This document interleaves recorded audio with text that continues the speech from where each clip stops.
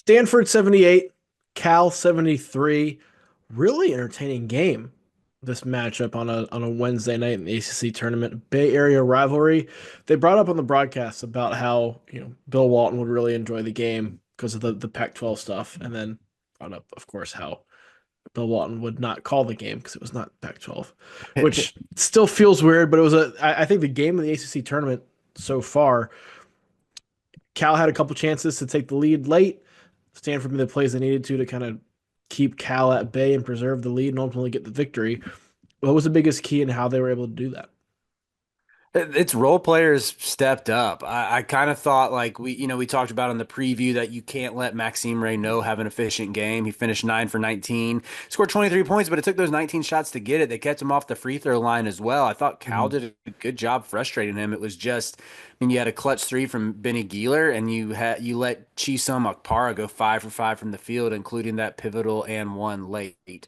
Those two Yeah. guys, I thought were ultimately what swung the game because Cal got just an out of body experience from Andrei Stojakovic. Once again, like that kid was just absolutely hooping in these two games. A real joy to watch. Like the way that he gets his baskets is really fun.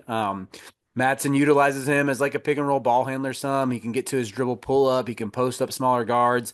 And then I mean, he hit 6 threes in the past 2 games. And, he was someone who we highlighted in that first Cal preview. Yeah. He only made 14 threes throughout ACC play. So to see him kind of return to form, it was great seeing Peja in the stands too. I don't know if you noticed when they had that, he was like throwing some F bombs when they called that Oh illegal yeah. Amadi Sissoko, like down the I stretch. was I was gonna bring up, and I forget who I saw the tweet from to credit, so I apologize for that. But said that, Cal's officially one of the ACC members now because the dads are in the stands saying "F you" to Teddy Valentine. Welcome to your initiation. Yeah, this was don't tell me that the big game doesn't deliver, OB. That's my homage to Corey Alexander for you. I But hate how on point that was too. that's exactly what he would say. Oh It my was a God. really fun game. It was a It sight for was. eyes after like watching a ton of bad basketball. Yeah, like I think Cal has great jerseys, and watching Andrei Stojakovic drop 37 in that navy and gold was a delight. And I found myself like actively pulling for Cal down the stretch. I have no ties at all to Berkeley, nothing that would pull me to want to cheer for them, no personal connection, but just like watching a dude just get buckets like that and be unguardable. He was so efficient too. Like I'm bummed that their run is over. I'm bummed that the algorithm stops here. Here's the thing with Stojakovic and Cal. If he played like this all season, like Cal's not the 15th seed in the ACC, Mhm. right? But I also don't think it was a fluke that he did this. Right? Like this is kind of what his ceiling is. Right.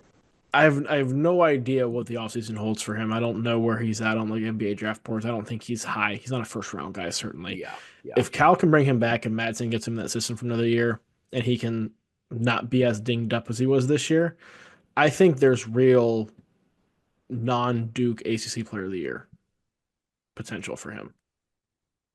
They got to get Wilkinson back as well, who, Not having him hurt in this game, yeah, big yeah, time.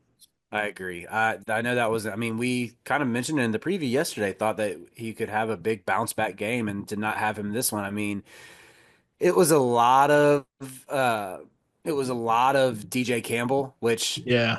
think hurt them down the stretch. I know he had some moments. I mean, 10 boards for a 6'1" guard is huge. I think that's what he's listed at, right? Six Six six two two. two oh Okay. five. So Yeah. Sorry. it's Sorry. probably 6'1". Yeah, it's a 6'1". But just I didn't like him taking 8 threes, especially down the stretch. It was like him shooting crunch time, like baskets in crunch time when he's only made 18 threes on the year. He's a 22.8% three-point shooter, a little bit of like know your personnel, know your strengths at this point. Just feed Andre and see what happens. But giving 19 points, kind of being called into duty with Wilkinson being hurt. It's nothing to snuff at, but yeah, I think Stojakovic and Wilkinson obviously are the two who need to like it. Matson's got to make it priority 1, 2, and 3 to make sure that those guys stay in Berkeley. Yeah. Well, Stanford got the win. We talked about right now. Blake's had a huge game. Akpar has had a huge game as well. Sellers with 13. Did you Sellers was see? big. Sellers, I thought Sellers hit some really timely shots in this one. Yeah. What did you see from Stanford, or did you see anything from Stanford that gives you hope that they can turn this into a run or turn this into a couple of wins in the tournament? I think the inconsistencies of Stanford makes it too tough to trust them, especially going up against Louisville next, who's just been like rock solid since the calendar turned to 2025. They've lost one time this year. Yeah, they haven't. I mean, Christmas trees were still up the last time that they lost two like consecutive games. I think they're on a different level than pretty much everybody in this league right now, other than Duke.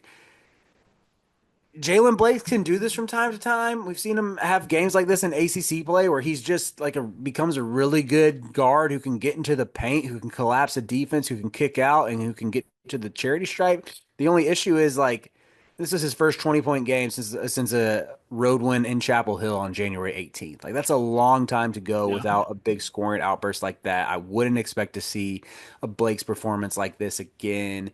And for as good as Cal's guards played in this one, you wouldn't really look at their well, I mean, you wouldn't really look at their roster and say there's any defensive stoppers. I mean, Blackshear was another guard who they were down, like Yeah. they were undermanned, and I think that allowed Blake's to get cooking in a way that going up against the defensive player of the year, Chucky Hepburn, the ACC defensive player of the year, Chucky Hepburn, Charles. Yeah. Did you Not notice that he was left off the National Defense Player of the Year list? Hepburn was. Cooper Flag was on it. You know what? I hope Greg clips this and so that the Duke men's basketball Twitter account can say, "Oh, actually, he's first in win shares and defensive box plus minus and all these advanced stats that." All right, we're not going to go on a Cooper Flag tangent here, but all of that is entirely justified. People Eh, just don't want to do. People just don't want to give every award to Cooper Flag, but Cooper it, Flag deserves every ACC award. this is what I will say on the matter. I'm sorry, Cal fans. I'm not sorry. Uh, your Duke, we have all watched Cooper Flag play. We know what he's capable of. Instead of being nerds with your laundry list of advanced metrics, just tweet out a highlight montage of his blocks and his steals and his flash plays. Like that's really all you need to do. And I promise that'll get more people's attention than citing metrics that like half the sports media journalists don't even know what they mean. They can just cite Evan Mia. They can cite Evan Mia. Yeah, I cite Evan Mia. The rest of it, throw in the trash, throw in the special filing bin, as Michael Scott would call it. But yeah, I think going up against Chucky Hepburn, who I think it is a little bit overrated as a defender. I would not have selected him as the player of the year, but still a lot more capable than the Cal backcourt they tried it out today. I don't think he's just going to let Jalen. He's not like Jalen Blake's won't be able to get Chucky Hepburn on his hip at will and kind of run the offense the way that he did against Cal. Yeah, we'll have a full preview for the Stanford Louisville game on up on the channel. So make sure you check that out as well.